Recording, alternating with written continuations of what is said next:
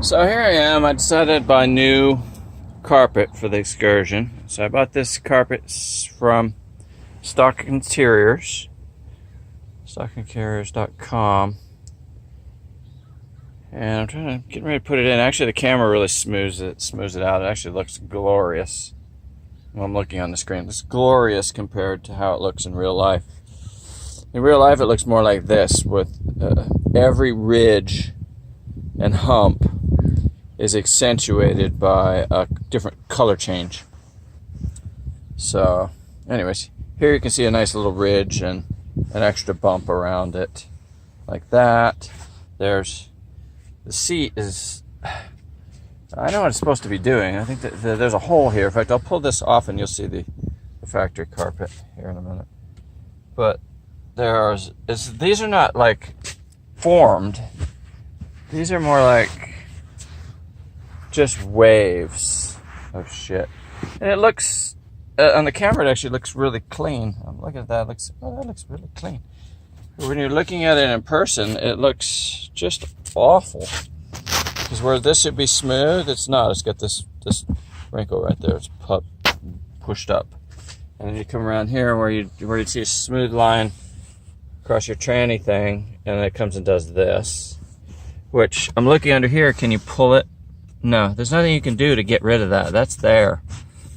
I don't know that it ever goes. I don't see how you would get this to go away, because it's actually a little ball right here. So, I mean, could I pull on it? No, because you have to. This is whatever they did for me. You can't stretch that out because this won't stretch. This isn't stretchy. This isn't polyester carpet. You know, where you can stretch it, and push it in. So this, as far as I'm concerned, there's just no. That's there.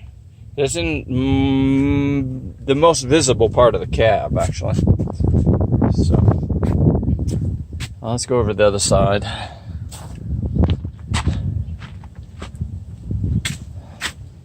Now, there's all kinds of cutting to be done.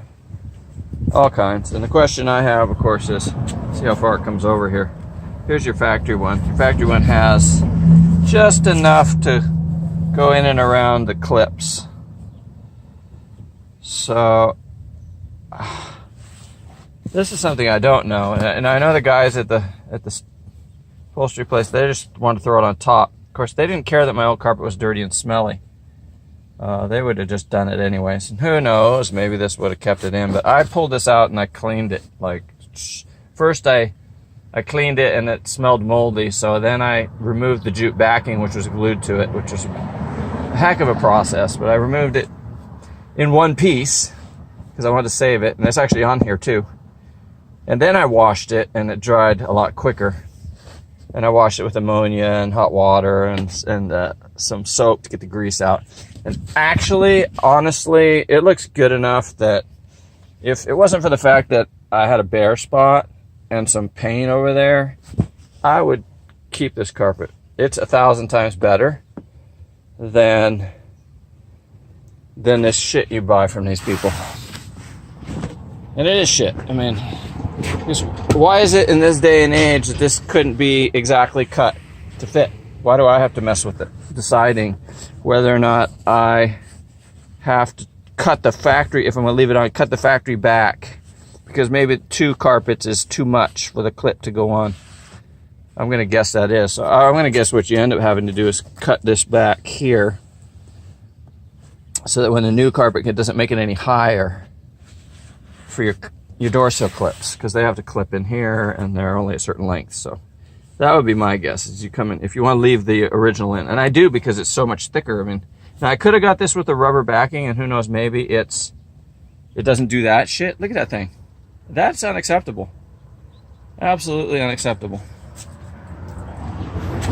You see from different angles. Now, of course, there'll be seats here that will cover, like a seat would cover that whole area right there. So all I'm going to see is this strip. So that's probably, you know, you get away with a lot of stuff. I'm not going to see this under the seat, but here's where the seat pushes, here and here. So it's going to be just wonky down the tunnel, and it's not making nice creases because they put those in it when they folded it. They they basically broke the back of the carpet there by folding it up. And so it doesn't keep its ridge that they put in it. It takes on this there, right where it was folded, to go in the box. So that's a shipping issue. You know, maybe most people, maybe it comes out with some sort of steaming machine, but I don't know how you get that out.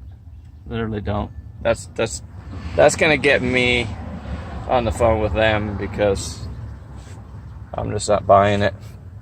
This already came with one of these stitches already coming out, so your aftermarket carpet just isn't gonna last, in my opinion, as long as the original carpet did.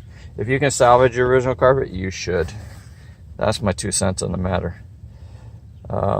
Anyways, that's my experience with this carpet. There's a lot of work to get it in. And the guy wanted $370 to do it at the store. And, you know, almost worth it. I probably would have done it for $300. But, you know, it's not like he's a doctor or something. Anyways, that's my stock interiors experience. So I would consider this to be unsatisfactory. So if there's a trick to get that out, then it would be acceptable. But I don't know how you get rid of all of these wrinkles. I mean, look at that. You can sit there and drive around with that ugly beast. I don't see how that goes away. I don't see how that lays down after some time. Maybe it does if you steam it and it softens up the fibers and you can kind of form it again. Maybe that works. I know they do that with the seats. So I'm off to ask my upholstery guys if that's the case. But there you go.